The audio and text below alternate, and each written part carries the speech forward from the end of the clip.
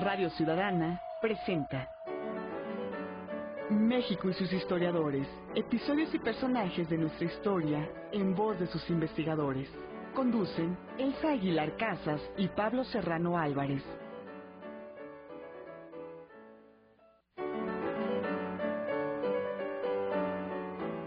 Muy buenas tardes, les saluda Sandra Vázquez a nombre de todo el equipo de producción de este espacio México y sus historiadores, un espacio abierto para el saber histórico y la participación de usted que nos escucha. Y es un gusto saludar esta tarde a Pablo Serrano Álvarez, conductor de este espacio. Pablo, ¿cómo estás? Hola Sandra, buenas tardes, amigos y amigas Radio Escuchas, buenas tardes.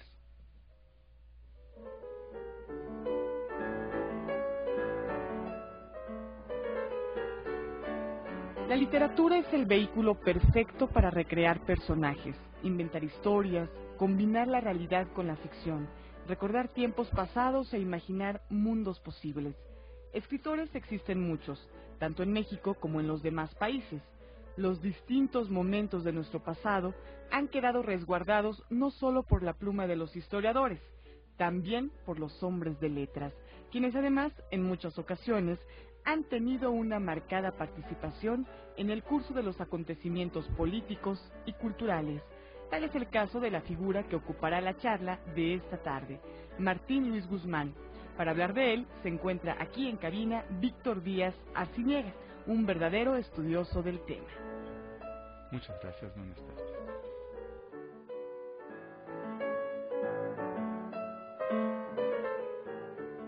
Víctor Díaz Arciniega es doctor en Historia de México por la Facultad de Filosofía y Letras de la UNAM. Es catedrático de Literatura Mexicana y de Historia de México en la Universidad Autónoma Metropolitana, Unidad Azcapotzalco, y también en la Facultad de Filosofía y Letras de la UNAM. Entre sus publicaciones se encuentra Querella por la Cultura Revolucionaria, Alejandro Gómez Arias, Memoria Personal de un País, Historia de la Casa, Mariano Azuela, Retrato de Viva Voz, con Adriana López Telles, Nada que rompa la continuidad. Por supuesto, escapan a esta semblanza otras publicaciones y más datos curriculares que hacen de nuestro invitado un especialista distinguido en literatura e historia mexicana. Antes de iniciar, le invito a que se comunique, a que exprese sus comentarios, sus preguntas hacia nuestro invitado. Recuerde, los teléfonos aquí en Radio Ciudadana son 5604-8229, 5604-7926. También contamos con una helada sin costo para usted que nos sigue en cualquiera de los estados de la República Mexicana, que es 01800-670-1680. Y recuerde que como cada semana tenemos publicaciones para que usted se las lleve a casa y las lea. Y en esta ocasión se trata de 5 ejemplares de la obra Los Tratados de Bucareli y la Rebelión de la Huertista, escrito por Pablo Serrano Álvarez. Esto es de 2009, editado por el INERM, de la colección Historia para Todos. Pablo. Gracias Sandra, por supuesto a los que se lleven el librito y cuando vayan por él al INERM, pues con todo gusto se los firmo para que tengan ahí un recuerdo mío, ¿verdad? Claro que sí. Bueno, antes de iniciar, les debo comentar que el próximo día 8 de junio tendremos un forito en el INERM para rememorar el centenario de la entrada triunfal de Francisco I. Madero a la Ciudad de México, después de un periplo por muchas ciudades, después de los tratados de Ciudad Juárez, y participarán Josefina MacGregor, Manuel Guerra de Luna y Santiago Portilla el miércoles 8 a las 6 de la tarde. Pues vayan al INER para que pasen una tarde escuchando de historia, rememorando estos acontecimientos tan importantes. Buenas tardes, Víctor Díaz Arciniega. Como siempre, muy bienvenido a México y sus historiadores. Gracias, muchas gracias por la invitación. Y el motivo de haberte invitado es que salió el tercer tomo de las obras completas de Martín Luis Guzmán, publicado por el Fondo de Cultura Económica, en el marco de este centenario de la Revolución Mexicana, donde tú haces una presentación a la obra literaria de esta parte de Martín Luis Guzmán, del exilio en España.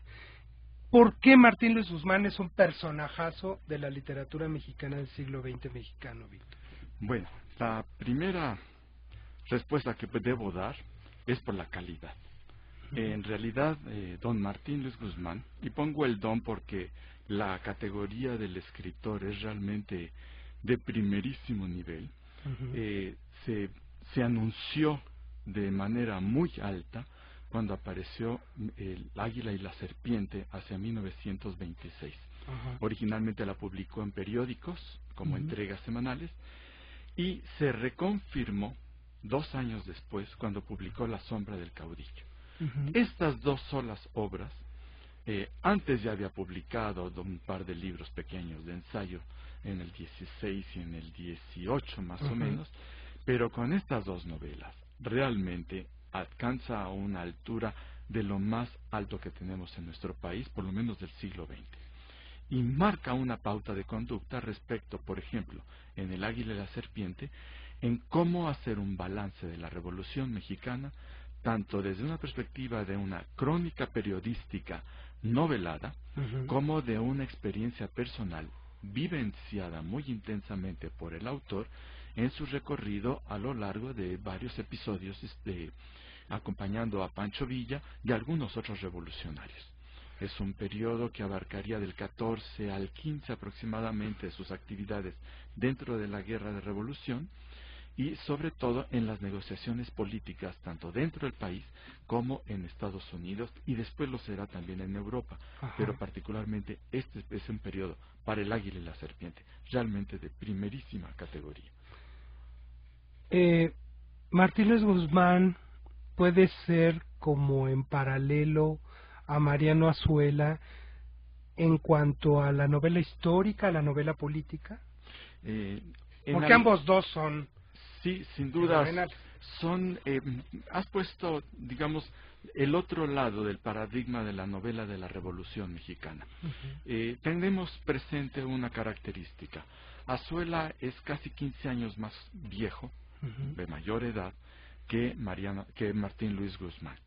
Esta característica va a ser significativa porque Azuela, que nace en el 873, va a estar educado dentro de una noción del realismo literario muy francés, Balzac, Zola, por ejemplo, y además, como médico, se acentúa la característica, va a ser un escritor que tiene una formación del positivismo, en donde el determinismo del medio va a condicionar las características de los individuos. Martín Luis Guzmán, que nace en el 886 más o menos, es muy distinto, porque es un hombre mucho más joven desde el punto de vista cultural, no crece dentro ni del realismo literario, ni dentro de la creencia del positivismo, sino al contrario, como parte de la generación del Ateneo de la Juventud, tiene una disposición a la crítica. Y Guzmán lee a los clásicos, cosa que Azuela los tardó mucho en leer.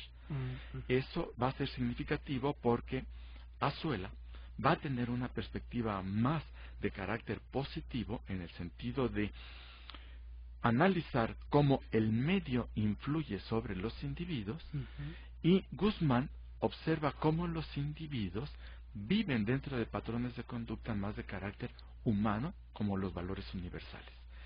Y eso le permite hacer un balance de la perspectiva política que no tiene Azuela. Pero Azuela tiene un balance de la perspectiva de las clases sociales que no tiene Guzmán. Entonces es como más sociológico, digamos, Mariano Azuela.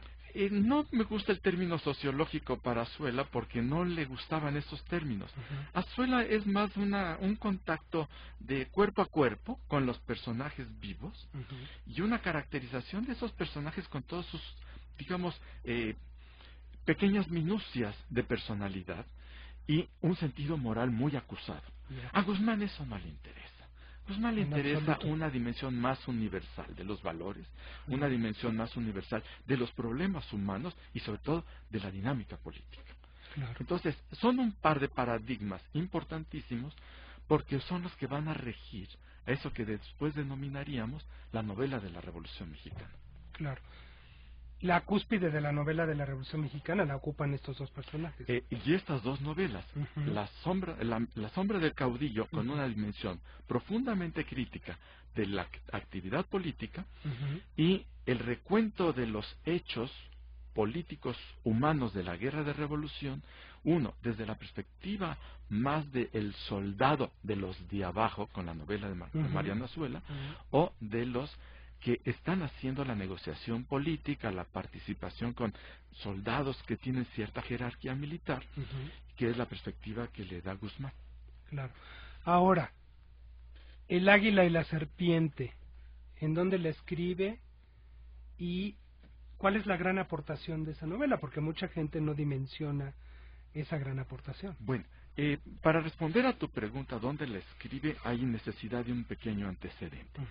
Guzmán padeció principalmente dos exilios muy fuertes. Así es. El primero, hacia 1915, sale del país porque se vincula con las gentes que después van a fracasar, que son los villistas, y entonces ante la sombra de lo que viene con el carrancismo, él prefiere tomar las de Villadiego y se va a Estados Unidos y después a Francia.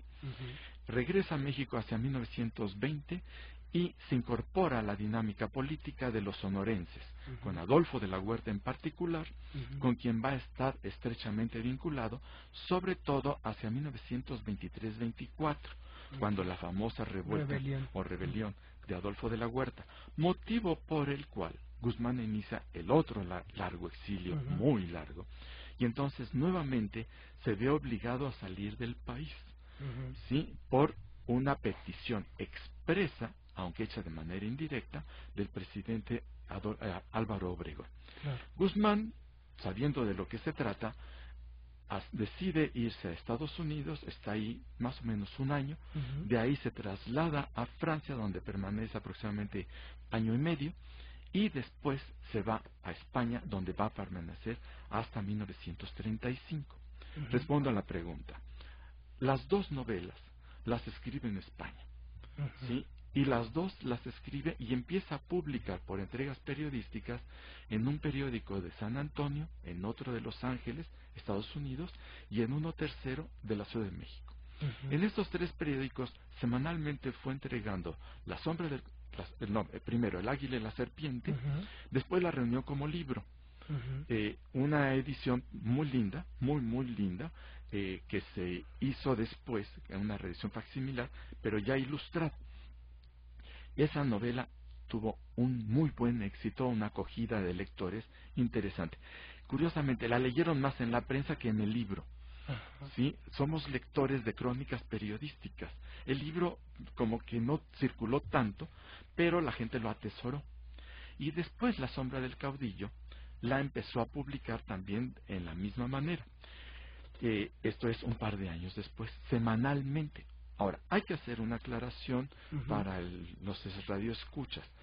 El águila y la serpiente es producto de su experiencia directa e intensa dentro de los hechos que está narrando como crónica. Y La sombra del caudillo es una versión que él, desde España, empieza a observar cómo se está comportando la política mexicana, conoció los hechos a partir de la rebelión de Adolfo de la Huerta, fue partícipe indirecto, él estaba dirigiendo un periódico en la Ciudad de México, desde ahí estuvo observando. Porque dio a conocer la renuncia. Claro, conocía todo el intríngulis del manejo de la prensa. Era grillito. Hablaremos de eso un poquito más adelante. Tiene esa experiencia de la política viva, intensa, de las trasbambalinas que hay en la negociación política, primero con Pancho Villa, después con Adolfo de la Huerta, y estando en España, se entera de los asesinatos de los dos candidatos contrincantes de Álvaro Obregón en el año del 27. Arnulfo R. Gómez y Francisco R. Serrano. Entonces, él ve esto, realmente se indigna, sabe del asesinato de Fiel Jurado, el senador, y entonces lo que hace es una síntesis de los episodios históricos de Adolfo de la Huerta, Fiel Jurado y Serrano particularmente, y en la síntesis la integra en un solo episodio histórico, francamente ficticio, pero que se pueden alcanzar a adivinar quiénes son los personajes, cuáles son las circunstancias y sobre todo cuál es la trascendencia de los hechos políticos dentro de la construcción del Estado moderno mexicano a partir de la Revolución. Y evidentemente el gran protagonista es el gran elector que se llama Álvaro Obregón y que viene a sustituir con Plutarco Elías Calles. Claro. Sandra, vamos a una pequeña pausa. Así es, vamos a invitar al público a que nos llame, así que le recuerdo nuestras vías de comunicación. Usted puede hacerlo a través de los teléfonos 5604-8229 o bien 5604-7926, de nuez salada sin costo 01800 670-1680. También nos puede enviar un mensaje desde su celular. Este tiene que iniciarlo con la palabra ciudadana. Ciudadana, un espacio, su mensaje y su nombre, y mándelo al 30003, o también mándenos un tuit, @rciudadana660, es como nos encuentra en Twitter. Y le recordamos que tenemos el día de hoy para usted 5 ejemplares de la obra Los Tratados de Bucareli y la Rebelión de la Huertista, escrito por nuestro conductor, Pablo Serrano Álvarez, quien además, si usted va a recoger su libro, se lo firmará, se lo dedicará, Pablo. Con todo gusto. Muy bien. Bueno, estamos hablando de un tema pues súper interesante, porque además La Sombra del Caudillo después se hace película en 1960, en el cincuentenario, en el marco un poco del cincuentenario de la Revolución Mexicana, y es una película que se enlata por décadas, que ahora se consigue muy fácil en cualquier tienda de venta de películas, y es una película maravillosa porque refleja el momento político que Martín Luis Guzmán marcó en la novela, sí, ¿no? En este tránsito de estar en España, también escribe otras obras que son clásicos de la literatura histórica mexicana, ¿no? Relativamente clásicos, no han tenido el éxito de lectores ni de estudios que sí han encontrado otro de sus libros. Supongo que te estás refiriendo a Javier Mina, Héroe en España, Filadelfia, Paraíso de Conspiradores, y Piratas y Corsarios. Son los libros que también escribió por entregas periodísticas en España, y que de alguna manera correspondieron a compromisos editoriales que tenía con porque además de eso vivía, ¿verdad? Vivía de la pluma, y también, como tú decías hace unos minutos, de la actividad política. Era un hombre que estuvo muy vinculado a asuntos políticos, y sobre todo del más alto nivel. Era, como él lo llegó a decir en una famosa entrevista que hasta hace muy poco tiempo empezó a circular, él dijo que se había dedicado a conspirar. Sí, el término nos puede resultar un poco fuerte el día de hoy, porque está muy desacreditado el término de conspirador. Sí. Pero hay que pensarlo que el ser conspirador no necesariamente tiene que ser para cosas negativas, también las hay para cosas positivas. Por supuesto. No quiero lavar la imagen pública de Martín Luis Guzmán, porque tiene sus méritos bastante sólidos, pero él fue un conspirador, la palabra él la emplea, pero fue un conspirador a favor de Manuel Azaña desde el temprano 1930. Empezó a ser parte de la campaña política para llevar a Manuel Azaña a lo que después conoceríamos como la República. ¿Sí? Entonces, Guzmán, que era un magnífico negociador político, se vinculó con los grupos políticos en España, que estaban francamente en muchas contradicciones, muchas oposiciones, en fricciones unos contra otros. Había anarquistas, había procomunistas, había socialistas, había de derechas.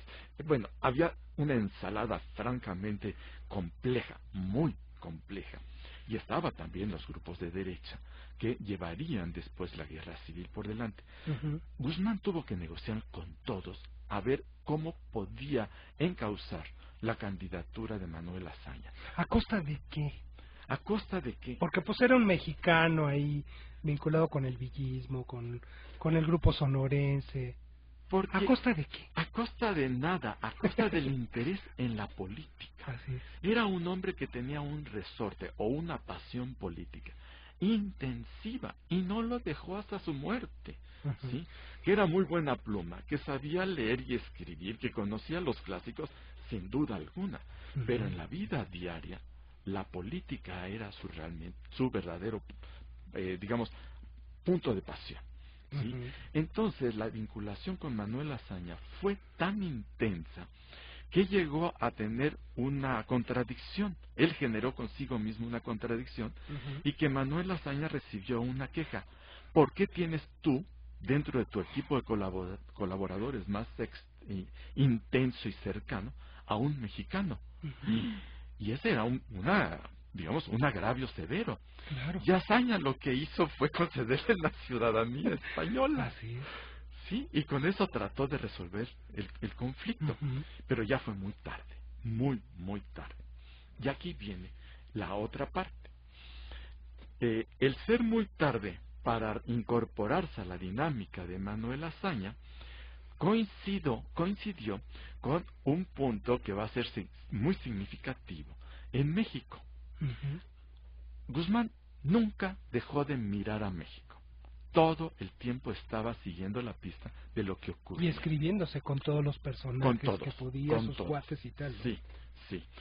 A propósito de la grilla y al escribirse, nuestro embajador en España, Genaro Estrada, en 1933, le escribe a su amigo Alfonso Reyes y le dice: ay, por cierto, estuve con Martín Luis en la fiesta de fin de año, Navidad o Año Nuevo, una de estas fiestas típicas, y como siempre, en la política, ya sabes, ¿sí? Con ese solo comentario, el como siempre en la política, es lo que caracterizaba a Guzmán entre sus amigos. Claro. Bueno, y la política no la soltó. ¿Pero qué hizo? El presidente Lázaro Cárdenas lo había estado coqueteando para que se incorporara a México. Y Guzmán le puso una condición: sí quiero ir a México, me interesa sobremanera, pero la presencia del general Plutarco Elías Calles no es precisamente la más sana ni para él ni para mí. Claro.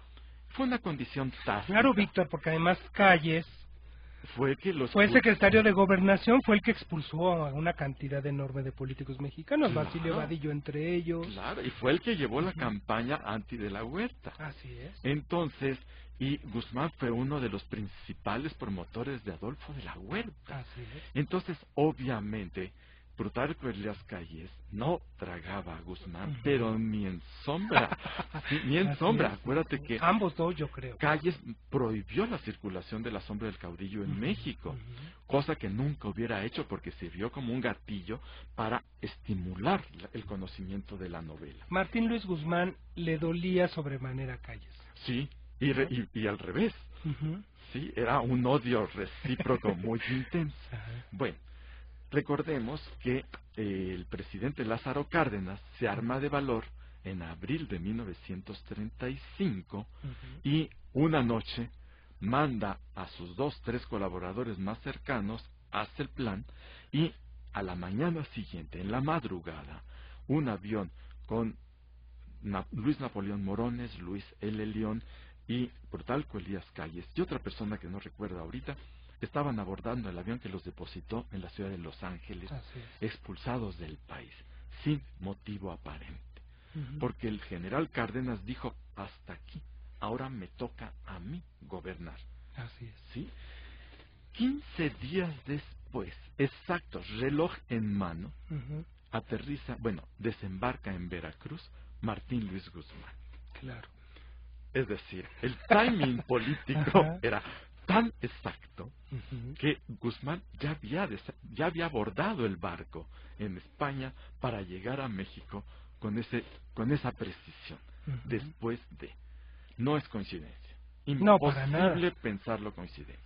Y aquí va a ocurrir una característica sobre la cual podríamos hablar la parte que resta del programa, porque va a ser muy característica del gobierno de Lázaro Cárdenas y de una estrategia del gobierno de la Revolución que va a tener vigencia durante varias décadas para la historia de nuestro país. Bueno, y llega Martín Luis, ¿y qué hace? ¿Grillar con el presidente ¿O con los cardenistas? Yo no sé en qué términos Martín Luis Guzmán realiza la actividad política que viene a hacer. Lo que sí es un hecho es que se vincula directamente con el presidente Cárdenas de alguna manera como consultor. ¿Sí? Primero. Segundo, se vincula con esa estrategia de los profesores rurales, la educación rural. Tercero, se vincula con la construcción de lo que muy poco después será el Partido de la Revolución Mexicana. Claro.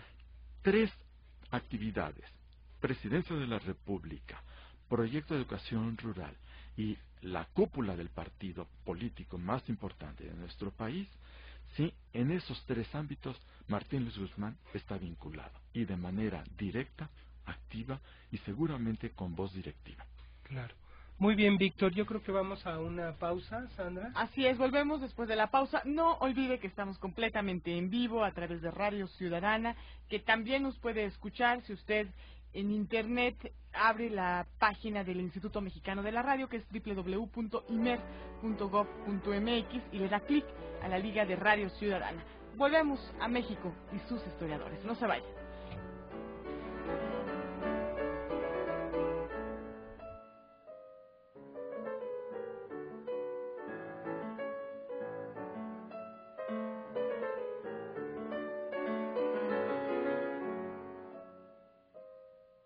Recuerde que también puede escribirnos a través de Twitter, @rciudadana660, que nos puede mandar un mensaje desde su celular, así que inicie este mensaje con la palabra ciudadana, deje un espacio, escriba aquello que quiera compartir aquí con Radio Ciudadana y mándelo al 30003 o marque 5604-8229, 5604-7926 o bien 01800-670-1680.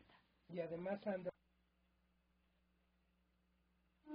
México y sus historiadores, un espacio abierto para el saber histórico y la participación de usted que nos escucha. Jueves, 6:60 de AM, una estación del Instituto Mexicano de la Radio.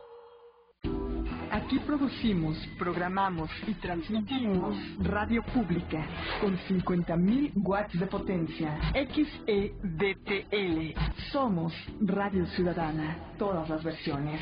660 AM. Mayorazgo 83. Colonia Joco. Primer piso de la torre de radiodifusoras. Código postal 03330 en la Ciudad de México. Radio Ciudadana es una emisora del IMER, Instituto Mexicano de la Radio. Le regalo el kilo de frijol y le doy un dinerito, pero présteme su credencial de elector y se la doy después de las elecciones. Recoger en cualquier momento credenciales de elector es un delito. Denuncia en la Fiscalía Especializada para la Atención de Delitos Electorales, la cual trabaja para que nadie te obligue a votar por alguien que no quieres.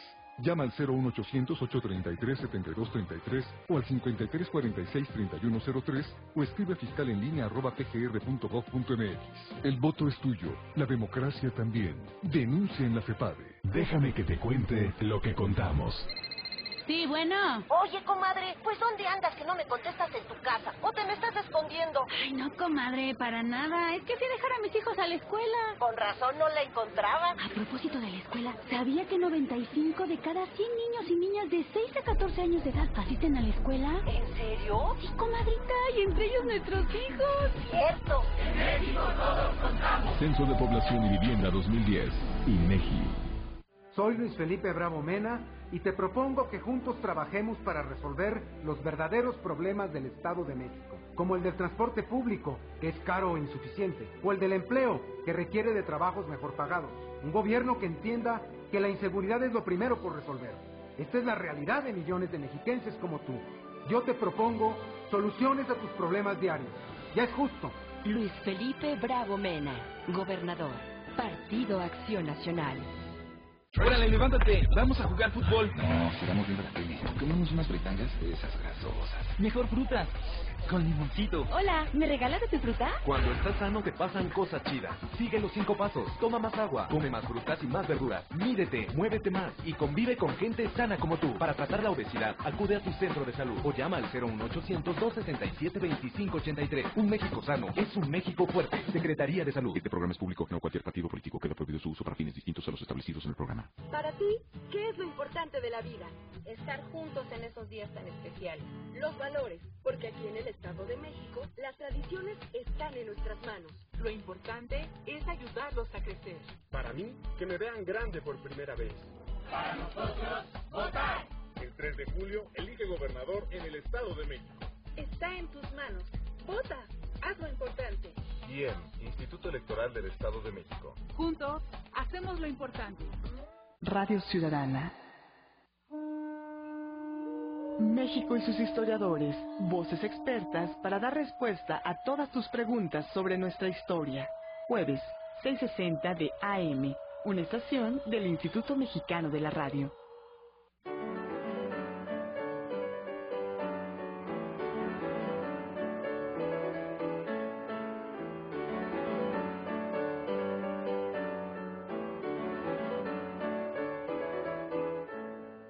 Estamos de regreso y hoy en México y sus historiadores, que conduce Pablo Serrano Álvarez, estamos conversando con Víctor García Arciniega sobre Martín Luis Guzmán, pero en el corte nos enteramos que el INERM ya tiene una página en Facebook.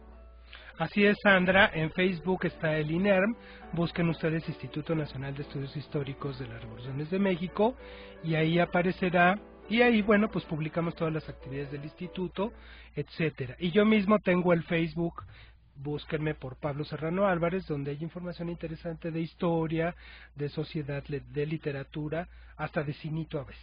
¡Qué maravilla! Pues le invitamos a que consulte esas páginas en Facebook y también la página del INERM, que es www.inerm.gov.mx, para que lea los expedientes digitales INERM, que cada semana ofrecen distintos ensayos históricos. Y a partir de mañana, usted puede leer la primera suspensión de pagos decretada por el presidente Benito Juárez y Presente, mi general, sobre el generalato de Francisco Villa. Recuerde www.inerm.gov.mx. Muchas gracias, Sandra. Víctor, ¿qué pasa con Martín Luis Guzmán durante el cardenismo en cuanto a la ideología revolucionaria, en cuanto a ciertos símbolos y ciertos valores que seguramente Martín Luis Guzmán influyó en que se crearan en el contexto del cardenismo? Mira, es complejo porque hay muchos hilos prácticamente invisibles, pero que vistos en conjunto y sobre todo por la perspectiva histórica que ya tenemos, podemos identificarlos. Hay una estrategia de carácter educativo a partir de 1935 en nuestro país, es decir, ya formalmente el general Cárdenas tiene por delante la construcción de su porvenir y va a meter todo tipo de recursos para echar a andar ese proyecto.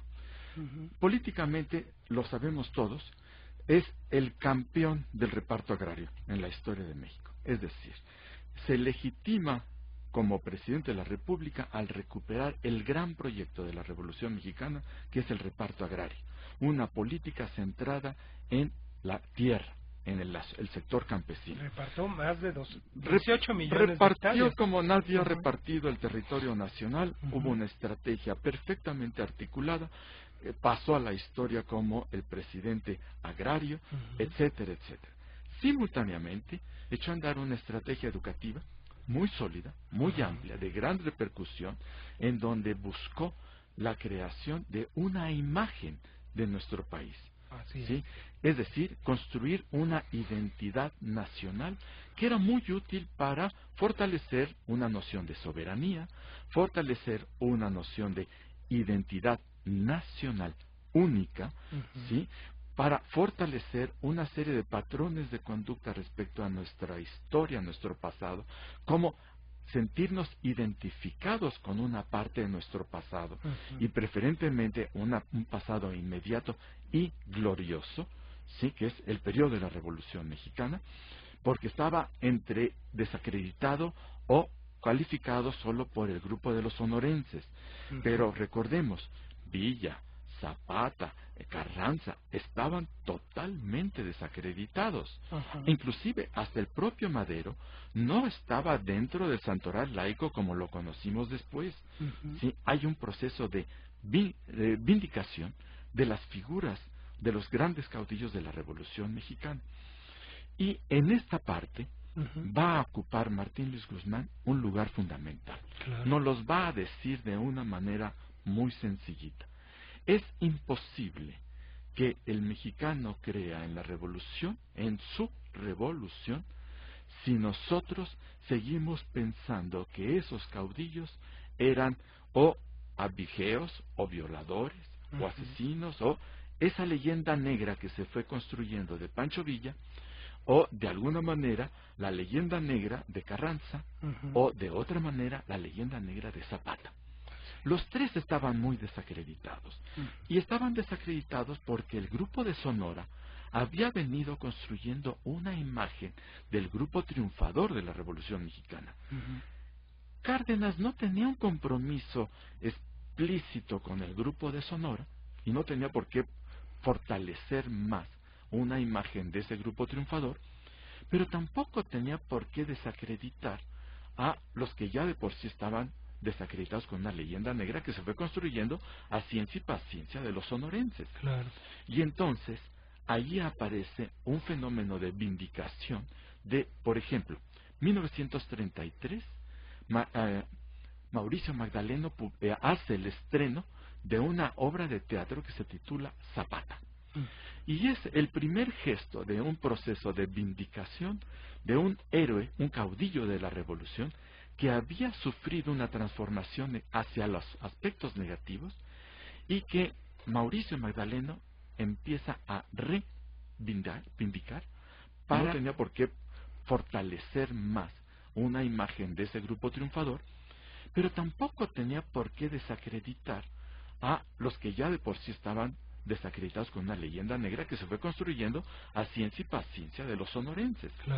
Y entonces allí aparece un fenómeno de vindicación de, por ejemplo, 1933, Mauricio Magdaleno hace el estreno de una obra de teatro que se titula Zapata. Y es el primer gesto de un proceso de vindicación de un héroe, un caudillo de la revolución, que había sufrido una transformación hacia los aspectos negativos, y que Mauricio Magdaleno empieza a reivindicar para 4 cuadernos manuscritos, y que Austroberta conserva. Se los entrega a Nelly para preguntarle qué hacemos con esto.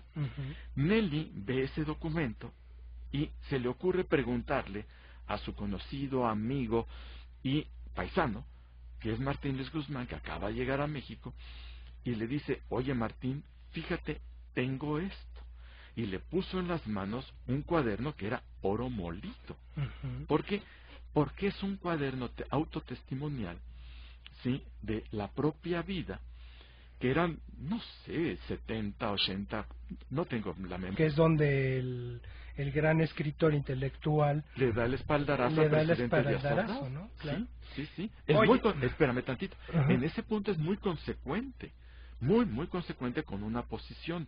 Y esa posición la vamos a ver desde que fue nombrado presidente de la Comisión del Libro de Texto Gratuito en el año 61 o 62, y que es el que echa a andar toda esa campaña del libro de texto para seguir con este uso hegemónico, ciertamente, de la educación, para fortalecer la imagen que se quiere de la Revolución Mexicana y demás.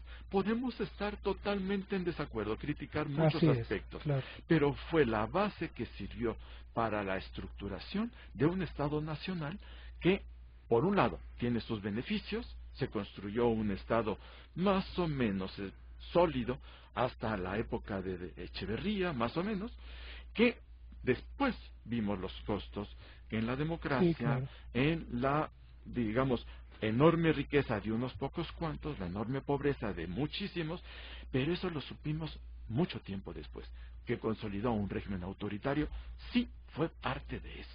Claro. Digamos que fue un intelectual orgánico, Víctor. Naturalmente. Muy orgánico y oficialista. Orgánico, por supuesto, del primer nivel.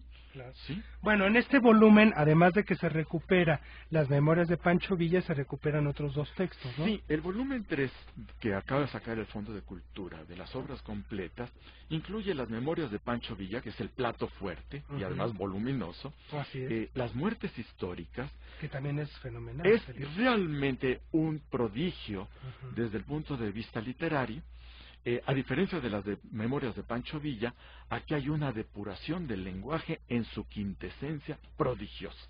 Así es. Podemos pensar que está mintiendo, podemos pensar que nos está contando un cuento de hadas, podemos pensar que hay una distorsión de la historia, sobre todo desde la perspectiva contemporánea nuestra, y no obstante, hay una recreación de la muerte de Venustiano Carranza, ese viaje a Tlaxcalaltongo, que es de horror, pero la manera como lo va contando, lo va narrando, es francamente... no ha sido superado. No, es electrizante. O la muerte de este viejito llamado Porfirio Díaz, en un lugar doméstico, caserito, anciano, ya completamente gaga, pensando en su infancia en Oaxaca. Sí. Es francamente patético. Y es de lo primero que se hizo sobre Díaz en este contexto, ¿no? Sí, es una maravilla. Bueno, es un texto... el estilo de Martínez Guzmán es alucinante. Alucinante, ciertamente. Y luego, el febrero de 1913, que es justamente el preámbulo que después será la decena trágica. Llega justo al momento en que el general Calles es asesinado frente al Palacio Nacional, y después vendrá lo que sería la decena trágica. Es de una astucia sobrevivientes de aquel episodio, y que no sería conveniente ponerla en circulación. Y la Presidencia de la República compró el original que existía y lo metió en una bóveda del Banco de México, pero en condiciones tan deplorables que la única copia que existía se medio pudrió, medio tal, y se ha estado restaurando. Hay una restauración relativamente reciente. Lamentablemente, y esa es la confusión, la versión restaurada no circula, y circula una versión fea, sucia, etcétera, y se dice es que hay dos versiones. Sí, una restaurada y la otra, digamos, un poco calamitosa. A lo mejor tiene, no creo que tenga escenas adicionales. No. La versión que está ahorita, yo la acabo de ver hace un par de meses, da cuenta completa de lo que dice Martínez Guzmán. O sea, es una película que no tiene desperdicio. Bueno, Martínez Guzmán, ¿cuándo muere? Hacia 1977, 78, él había sido funcionario público, fue representante en relaciones exteriores, representante de México en Estados Unidos en los años 50, y después fue presidente de la Comisión de Leyes para la consolidación de una visión en singular de lo que queremos para la